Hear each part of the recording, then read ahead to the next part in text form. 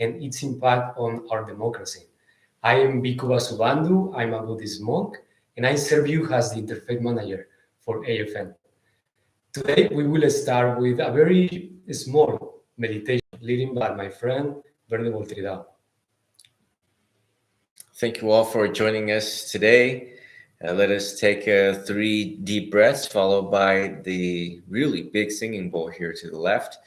In centering ourselves and bringing my back, preparing ourselves to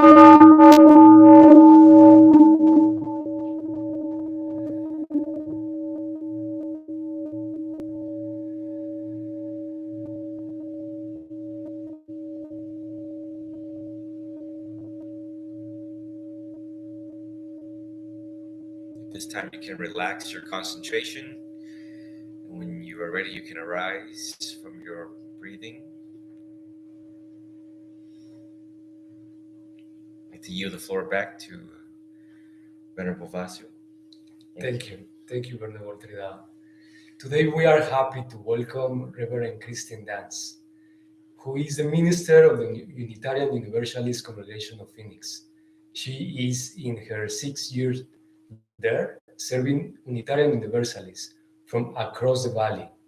Before ministry, she spent over 20 years in marketing, product development, and facilitation. Welcome, Reverend Christine. The time is yours. Thank you so much. Thank you, Vasu. Thank you, AFN, for inviting me to this. Thank you for all of you who are spending your Wednesday night or re-watching this later.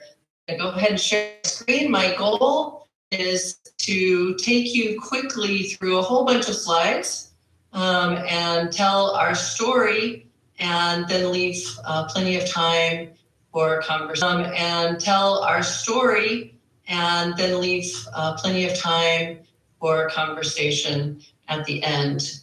So I am Reverend Christine Dance, as you said. I am also bringing spiritually into this space Reverend Brigitte Vieira, who worked very hard on us with us on this, and actually developed a lot of this PowerPoint. So much gratitude to her. I am the minister of the Unitarian Universalist Congregation of Phoenix. Unitarian Universalists believe in the worth and dignity of all people. We believe that we are all on our own spiritual path. We do not have a single dogma or creed, but instead learn from all world religions and from each other in order to be more moral and centered people. The mission of our congregation is to be a spiritual community for our time, theologically diverse, radically inclusive, and justice-centered. We do serve the entire valley, but we are located in the Paradise Valley area. So I want to talk a little bit about what we're going to do. We are kind of talking about the practical side of what happens if Christian nationalism comes right to your doorstep or online. I'm going to tell you a little bit about what has happened in our congregation. We're going to talk about what does safety mean in the face of Christian nationalists. We're going to talk about a flocking framework that we have been using, analysis, kind of looking at how do we think about safety and insight so far, and then leave plenty of time for that question and answer. So I was going to lead us through a breathing, but honestly, you all just did that so well with the bowl. I'm going to take you through some disturbing events, and I just kind of want you to be in your most grounded place as you hear about them. And that goes for myself as well. So I'm going to tell you a little bit about the history here. This is Ethan Crockett Schmidt. Some of you who are from Arizona know him. He's been on the news quite a bit. In April of 2022, he visited our congregation right before service. We were still masking at the time. He's not masked. His goal was to get into the sanctuary for service, to disrupt service. Luckily, our welcomers were incredibly welcoming, found him, asked him to put on a mask. That's when he started getting hostile. They came and got me. And the entire event only lasted about 7 minutes, but he filmed all of it. And it was mostly his interaction with me. I knew that the filming was problematic. I kept asking him to put down his camera. He would not do that, and he just got more combative.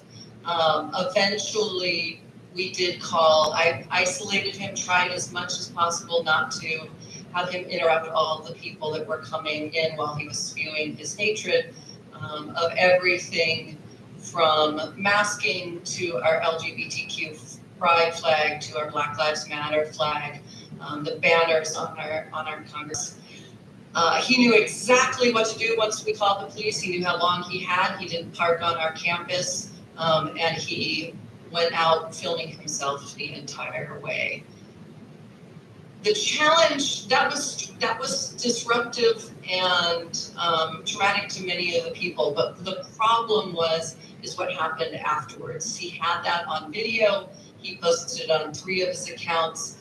He had not as many as others, but he had a total of about 20,000 followers across all of his other platforms. And we got further harassment from that.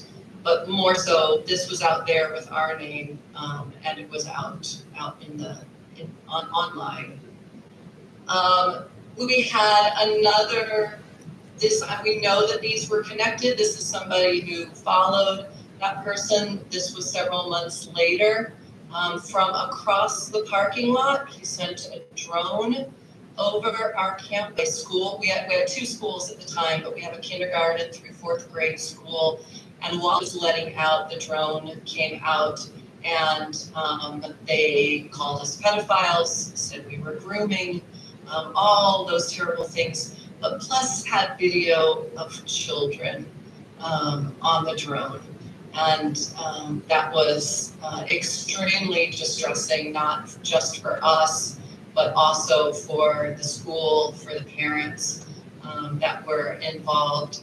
And again, led to a lot of online hatred and reactions. But wait, there's more. We started getting emails. It started with an email telling us to repent, but then we started getting a whole bunch of 1-star Google reviews, which is a little bit humorous, and we had a little bit of fun responding to them. But we started having our banner stolen, and most disturbingly, I got a death wish on a voicemail for me, which the content of it was bad, but the tone of it was terrifying. We found out that a kind of a cut of that original Ethan Schmidt Crockett video was picked up by somebody else who had 60,000 viewers on Instagram. It got 84,000 likes, it got 6,000 comments, and it got 800 shares. So it was way out there. All of the different attacks we were getting, as much as we could tell, many of them weren't from inside Arizona. We had no idea, how wide it was and how much a physical threat it was, but it certainly was an escalation of the online harassment. Needless to say, with every single one of these, it took countless hours of our resources, our emotional energy, and certainly fear responses. Several months later, our sister congregation in Tucson was targeted for their immigration work with No More Deaths. They work with them, but they used our banners on their video. So that led to both harassment for them as well as some continued work for us. The gentleman that was doing that was in some kind of 1920s gangster getup. We did have to find the humor in some of this because otherwise it was pretty horrifying. And then our congregation proudly was a collection spot for anti-abortion petitions for the proposition that's on the ballot now. And of course, we got some anti-abortion protesters on that. Compared to the other, I just want to say this was very minimal, but it also, the response that we needed as far as safety was relevant in all of these, which is why I mentioned those as well. So though that is kind of an overview of where we were with it. So here's really the challenges we had. We had a lot of conversations about keeping ourselves safe from these people who wished to do us harm. But we did not know the extent, certainly the online harm. They were wishing to harass us. They were wishing to distract us from our work, but we weren't sure how much physical harm was there. And even if we could say that the people who initiated it might not be physically wanting to harm us, we had no idea what their followers were going to do and who else it was getting out. So we had to figure out in both this physical and online world what safety meant. And we also had to look at whose safety were we prioritizing. So, for example, in calls in our congregation, especially our folks of color, to feel less safe. So really kind of wrestling with what does that look like? What is safety? Who gets to define safety? And what are the consequences of it? Related to that is we were talking about who is in charge of our safety. There was a lot of, we need to have a police presence, we need to do this, we need to outsource, we need to get security. So do we outsource our safety, or do we say we need to figure out what this is and how do we keep ourselves safe, or a combination of that? We did have the discussion of what does safe even mean when their goal is clearly harassment and disruption. They were asking their followers to send messages to us. People just felt very entitled to tell us exactly what they thought of us in this. And then, of course, it triggers all kinds of fear responses. And how do we manage the fears of people who are legitimately afraid? Of course, this triggers everyone who has had other kinds of harassment. When we've talked about parents in the school that we've got, of course, those are going to be fears. So all of these questions were bubbling up, and there was no easy answer on that. So that kind of sets the framework for where we are. And I do just want to say, please, if you've got questions as we go along, please feel free to put them in the chat. I'll try to answer them afterwards. I probably won't be answering them too much while we're going, but I do want you to feel free to ask any questions. And this is a point I also want to say with the challenges, that I want to also name that I identify as a female minister. There were a lot of attacks because of that. There were a lot of people who said I wasn't a real minister, who had issues with me being a female identified minister. But furthermore, I also am a lesbian minister, a queer minister. So what's interesting is that very few people actually got far enough on the bio where it's right there where I name that. But for the folks that did, that was a double kind of intersectional issue for myself in how to respond to this based on my own personal identities.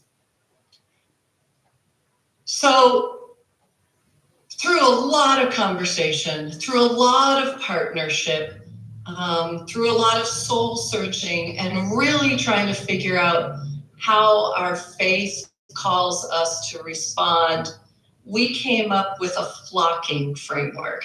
And let me tell you a little bit where that comes from, because you all probably know some of the fear responses. Everyone has a built-in response. And we really want to talk about these responses. One of the things we did is we wanted to bring this up in the open and not have these fear responses have shame around them or secrecy.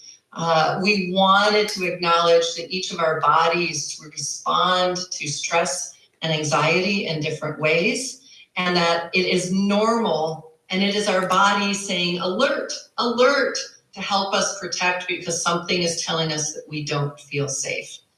The four main ways that we do that is fight, flight, freeze, and fawn. And these trauma responses don't neatly fit into a category. So you may not over rely on the same defenses whenever you encounter fear. It's more likely that you identify with one or two of these as your primary, but you're still going to toggle between all of them depending on the situation, specific context that you're in. It's also really important to know that when you're having one response, somebody else that you're with might be having a totally different one. Both of them are valid, but when everyone's having responses at the same time, it can create a very emotional and traumatic response collectively. So the fight one is really the body gearing itself into action to try to fight off the things that feel scary. We may get really mad and want to yell or scream or hit if something feels threatening.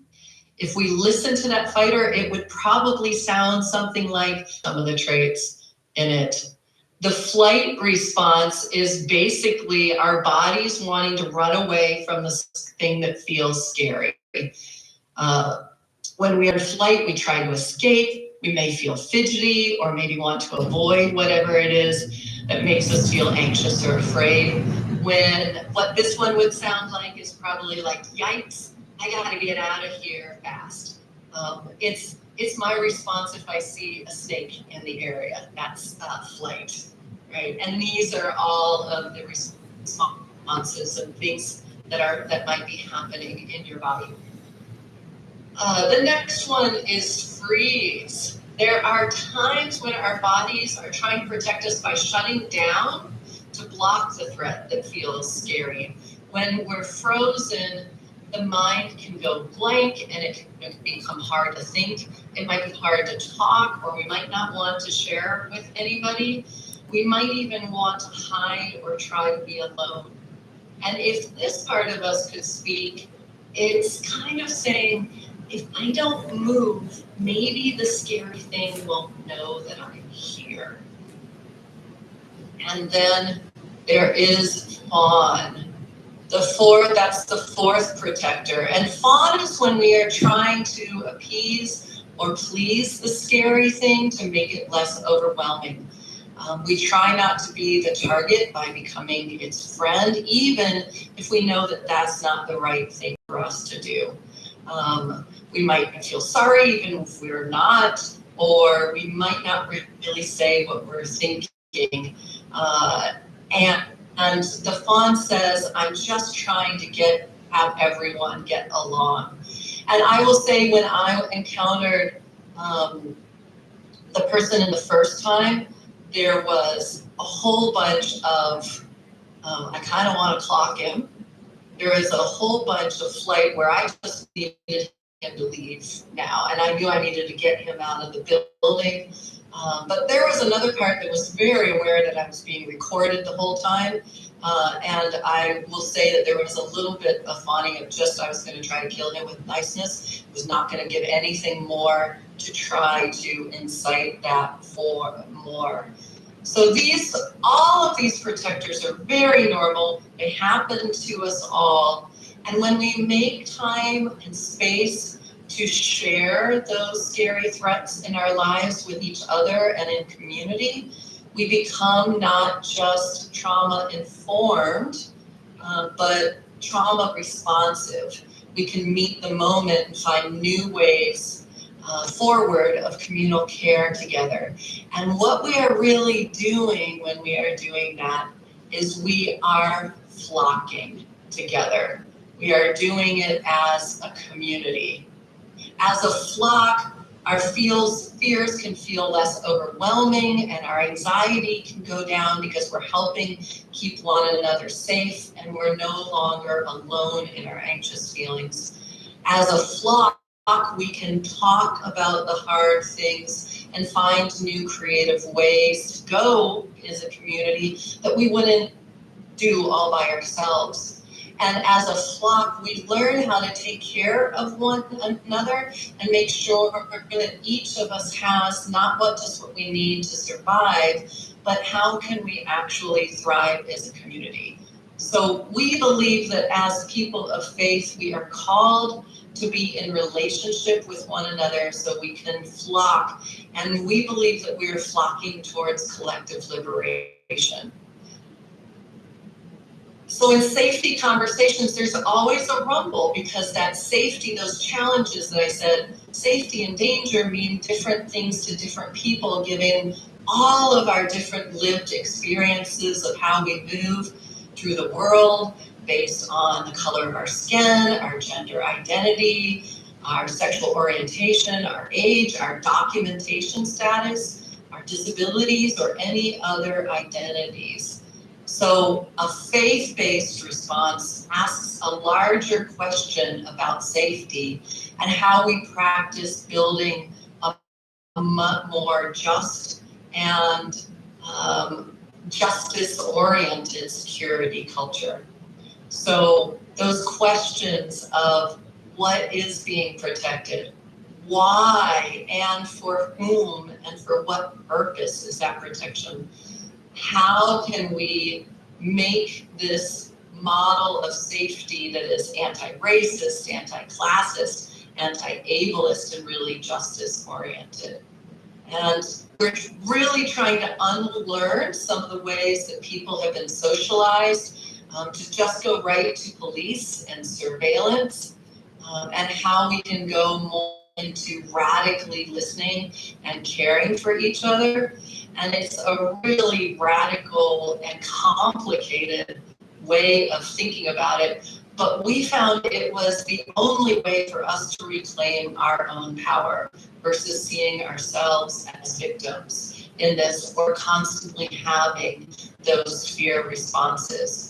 So how we can divest from some of those systems that perpetuate power over one another to building something else so that we're sharing power with each other. And it turns out that doing that, if we're doing it collectively, it requires a totally different set of values and spiritual practices. So we are a faith, we have values, and at the center of our faith is the value of love.